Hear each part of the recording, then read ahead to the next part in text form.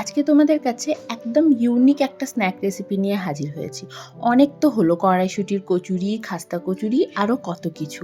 শীত চলে যাওয়ার আগে কড়াইশুঁটির এই স্ন্যাকটা যদি বানিয়ে না দেখো তাহলে কিন্তু খুব বড় একটা মিস হবে।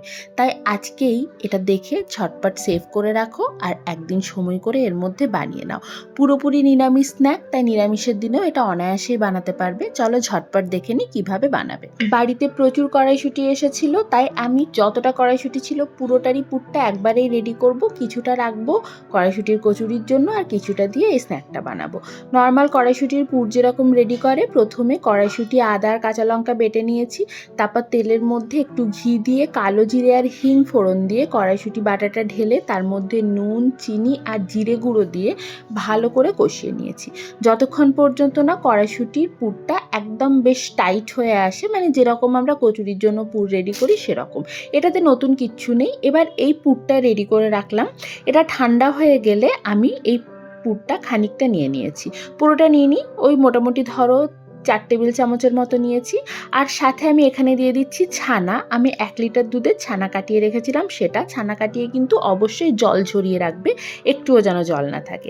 মশলার মধ্যে দিয়েছি চাট মশলা আর ভাজা মশলার গুঁড়ো, সাথে ঘি দিয়েছি, স্বাদ মতো নুন, আর এখানে একটু কাজু আর কিশমিশ ছোট ছোট টুকরো করে কেটে রেখেছিলাম সেটা দিয়ে দিয়েছি, যাতে একটা ক্রাঞ্চ আসে, মানে একটা বাইট আসে যখন খাওয়া হবে এটা তখন।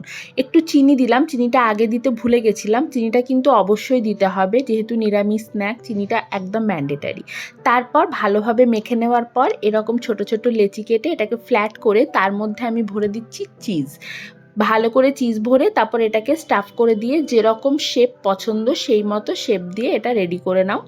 এরপর এটাকে কোট করার পালা। কোট আমরা করব নর্মালি যেরকম আমরা ভেজিটেবল চপ জাতীয় জিনিস কোট করি সেরকমভাবে। কর্নফ্লাওয়ারের মধ্যে একটু নুন দিয়ে আর একটু জল দিয়ে গুলে নিচ্ছি। আর এদিকে বিস্কুটের গুঁড়ো নিয়েছি, এটাতেও একটু নুন দিয়ে রেখে দিলাম। ঘরে যদি বিস্কুটের গুঁড়ো না থাকে তাহলে নর্মাল পাউরুটির টুকরো 4-5টা নিয়ে সেটা মিক্সার গ্রাইন্ডারে একটু গুঁড়ো করে সেটা দিয়ে কোট করলেও কিন্তু একই কাজ করবে। এরপর প্রথমে একবার কর্নফ্লাওয়ারে ডুবিয়ে তারপর বিস্কুটের গুঁড়োতে কোট করব, তারপর আবার আরেকবার কর্নফ্লাওয়ারে ডুবিয়ে আরেকবার বিস্কুটের গুঁড়োতে কোট করব, মানে ডাবল কোটিং করতে হবে বেসিক্যালি এটাই। তারপর এটাকে 10 মিনিটের মতো একটু রেস্টে রাখতে হবে, আর তারপর এটা গরম গরম ভেজে তুললেই কিন্তু স্ন্যাক রেডি হয়ে যাবে। এই স্ন্যাকটা তোমরা চাইলে বানিয়ে পরে ফ্রিজে রেখে দিতে পারো অন্ততপক্ষে 2 থেকে 3 দিন, তো অবশ্যই যখন ইচ্ছে হবে তখন বের করো, গরম গরম ভাজো আর সার্ভ করে দাও। দুর্দান্ত খেতে হয়েছিল। আমার কথা মেনে একবার বানিয়ে দেখো, আমি শিওর বলছি তোমাদের ভালো লাগবে। চলো আজকে এইটুকুই, ফিরে আসবো অন্য কোনো রেসিপি নিয়ে। ততক্ষণের জন্য টাটা।